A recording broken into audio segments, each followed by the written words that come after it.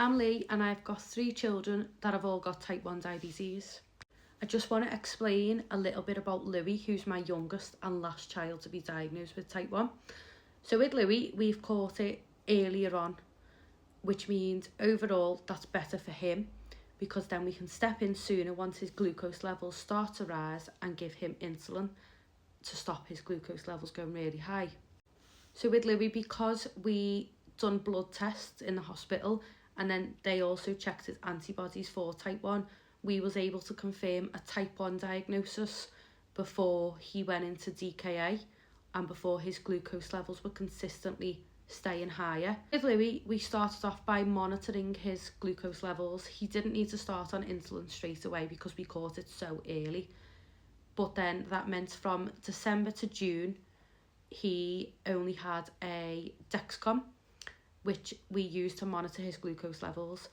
Then we found that Louis's glucose levels were going higher of an evening, especially when he was in bed, and they were staying higher for over around an hour to 2 hours, which meant at that point we could then step in with some insulin and help with those higher glucose levels. We started off on background insulin, so he currently still has 1 injection a day of 0.5 units of Levemir, which is a background insulin, also known as your basal. With background insulin, that works up to 24 hours. So with your fast-acting insulin, you'll have that with food, and it works straight away to bring your glucose levels down to stop the high glucose levels, stop the spikes from having food. Your background insulin does exactly what it says.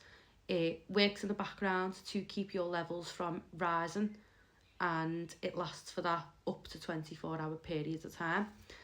So once Louis started the 0.5 units of insulin, that meant that his levels wasn't going as high of a night time. Now, that's not going to last forever. It's lasted over a year so far, just over a year, but soon enough that'll change.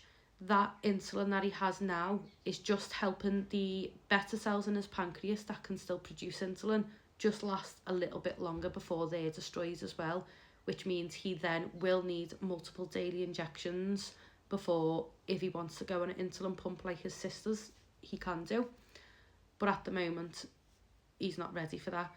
This could change in the space of days, weeks, months. He could even go another year with it. We don't know. We've just got to, again, monitor his glucose levels. And once we see Louis's levels rising for a longer period of time, consistently, that's when we then step in and give him more insulin. That could mean that he'll need more background insulin. It could mean that he needs to start fast-acting insulin with certain foods or with certain meals of the day. We don't know just yet. We've just got to see how his body reacts and how his body changes as well. I'm hoping that explains things a little bit clearly. If you've got any questions at all, feel free to ask us. I've got no problem answering questions at all. But I would like to say that Louis is type 1 diabetic. He is not type 2 and he's not any other type of diabetic. He's type 1. It's just that we've caught it very early on, which is a good thing again. So with type 1 diabetes, when Paisley was diagnosed, who's my second born child, she was the first to be diagnosed, we knew nothing about type 1. And Paisley became ill. She nearly slipped into a diabetic coma because her glucose levels were really high.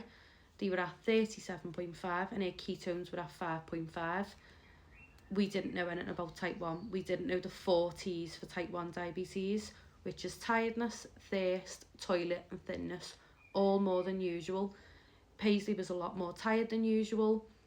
She was a lot more thirsty than usual. She was waking up through the night asking for more drinks. There was one night in particular, she woke up asking for another drink. So when I went to give her a drink, I realised that she'd soaked through a nappy. She was only 1 at the time. So please bear in mind with younger children, it could be that they're soaking through more nappies. So I stripped her down to clean her. Then I noticed that she'd lost a lot of weight rapidly. Honestly, it was out of nowhere. The weight had just fell off her. So the next day I contacted the GP in the morning, who wouldn't see us face to face because this was during COVID. They tried to fob us off with antibiotics saying it was viral. Luckily enough, motherly instincts kicked in, and I said, no, please see her face to face. They wouldn't. So I took her straight to A&E, and it was very lucky that I did because of how sick she was. We could have lost Paisley that day.